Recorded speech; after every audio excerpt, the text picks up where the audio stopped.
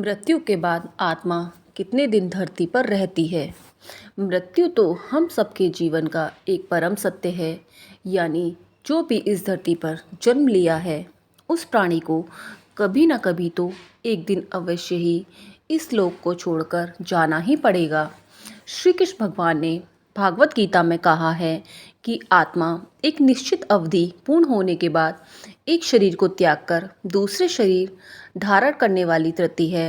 अर्थात जीवों का शरीर तो नश्वर होता है जबकि आत्मा अजर अमर होती है। दोस्तों, अब आप यह सोच रहे होंगे कि अगर आत्मा अमर है तो किसी की मौत या फिर शरीर के नष्ट हो जाने के बाद उस आत्मा का क्या होता है। तो दोस्तों, मैं आपको बता दूं कि मरने के बाद आत्मा के साथ क्या क्या होता है। इसका वर्णन हिंदुओं के पवित्र पुराणों में से एक गरुड़ पुराण में मिलता है, जिसमें यह भी बताया गया है कि मृत्यु के कितने दिन के बाद आत्मा यमलोक पहुंचती है और रास्ते में उस आत्मा को किस किस प्रकार की समस्याओं का सामना करना पड़ता है। हिंदू धर्म के गरुड़ पुराण की कथा के अनुसार एक दिन भगवान विष्णु के प्रिय सेवक और उनके वाहन गरुड़ जब भगवान विष्णु से पूछते हैं कि हे श्री हरि, मैं यह जानना चाहता हूँ कि जब इंसान की मृत्यु हो जाती है तब मृत्यु के बाद उस प्राणी के साथ आत्मा का क्या होता है और उस प्राणी के जीवात्मा कितने दिन के बाद यमलोक पहुँचती है।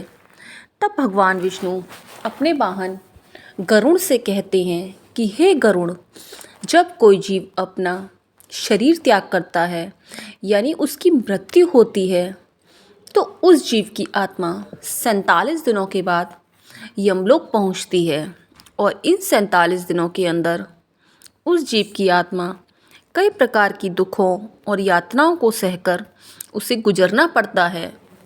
आगे भगवान विष्णु कहते हैं कि हे, जब भी किसी जीव की मृत्यु होने वाली होती है तो सबसे पहले उस प्राणी की आवाज़ चली जाती है और जब अंतिम समय आता है तो मरने वाले व्यक्ति को कुछ पल के लिए दिव्य दृष्टि मिलती है।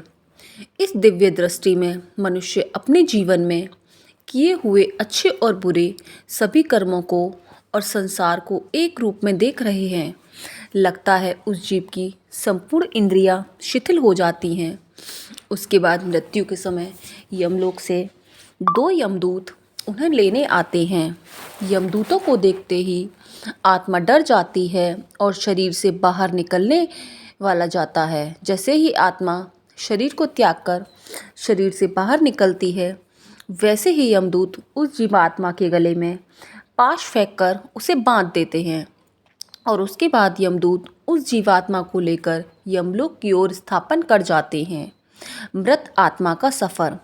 गरुड़ पुराण के अनुसार यदि मरने वाला जीव पुण्यात्मा हो तो उसे परमात्मा जीवात्मा को भगवान के द्वारा वाहन से लेने के लिए भेजते हैं।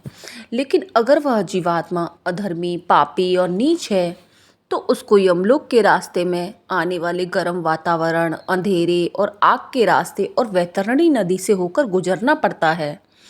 उस पापी आत्मा को यमलोक पहुंचने पर कई प्रकार की यातनाएं उसे दी जाती हैं और फिर उसी दिन उस आत्मा को आकाश मार्ग से वापस उसी के घर में छोड़ दिया जाता है जिस घर में उसने अपना शरीर त्याग किया था, ताकि उसके परिवार वाले रसोई में कर्म कर सकें। यानी 12 दिनों तक आत्मा अपने परिजनों के बीच रहती है और जब 13वें दिन जब उस आत्मा का पिंडदान किया जाता है तब उस आत्मा को यमदूत एक बार फिर से लेने आ जाते हैं। इसलिए दोस्तों, हिंदू धर्म में ऐसा माना जाता है कि मनुष्य की मृत्यु के 10 दिन तक पिंडदान ज़रूर कर देना चाहिए। पिंडदान से सूक्ष्म शरीर को चलने की शक्ति मिलती है। फिर भी इसके बाद आत्मा का यमलोक तक का सफ़र कठिन होता है और उसके बाद शुरू होता है वैतरणी नदी को पार करने की यात्रा। अगर मनुष्य जीते जी गोदान किया जाएगा तो उसी गाय की पूंछ पकड़कर वह वैतरणी नदी पार करता है। अन्यथा इस नदी को पार करते समय भी पापी जीवात्मा को कई यातनाओं में से होकर गुजरना पड़ता है। गरुड़ पुराण में वैतरणी नदी को गंगा नदी का रौद्र रूप कहा गया है। इस नदी से हमेशा आग की लपटें निकलती रहती हैं, जिसके कारण वर्षा देखने में लाल दिखती है। इस नदी से गुजरते समय जीवात्मा को कई खतरनाक जीवों का दंश पड़ जाता है। इस नदी से गुजरते समय आत्मा को ऐसा महसूस हो रहा है जैसे माना जाता है कि इसमें कोई उसे डुबोना चाह रहा हो। वैतरणी नदी पार करते समय उसे पीठ से भी गुजरना पड़ता है। इस तरह पापी जीवात्मा को इस नदी को पार करने में 47 दिन का समय लगता है। उसके बाद जीवात्मा यमदूतों के साथ यमलोक पहुंच जाती है, जहां उसे अपने कर्मों के अनुसार सजा भुगतने के लिए नरक में भेज दिया जाता है। इसलिए दोस्तों, अगर आप मृत्यु के पश्चात इस तरह के कष्टों को नहीं भोगना चाहते हैं तो अपने जीवन काल में अच्छे कर्म करें, क्योंकि आप जिसके लिए भी जीवन भर बुरे कर्म करते हैं तो याद रखिए कि मरने के बाद कष्टों को भोगने के लिए एक के साथ वहाँ कोई नहीं होगा आपके साथ।